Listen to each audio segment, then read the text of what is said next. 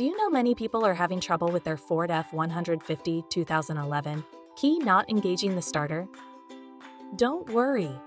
In this video, we'll show you how you do this. Let's start. Step 1. Check key type. Ensure your key is not a MyKey or the last remaining admin key, and check the SecuriLock passive anti-theft system status. Step 2. Confirm remote start.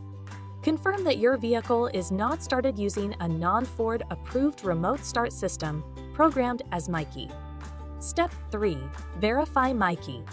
If you can't program MyKey settings, verify if the ignition key is a MyKey and whether any MyKeys are programmed to the vehicle.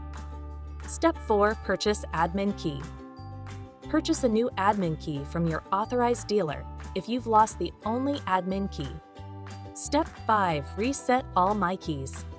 Reset all MyKeys as admin keys by referring to the MyKey section if all keys have been programmed as MyKeys.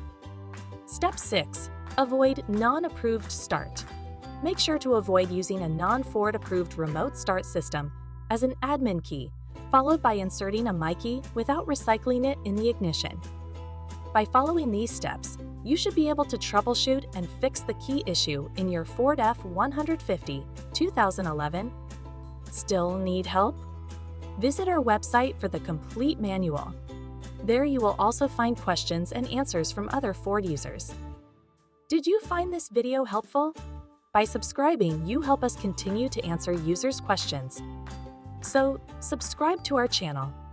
Thanks for watching, and see you in the next video.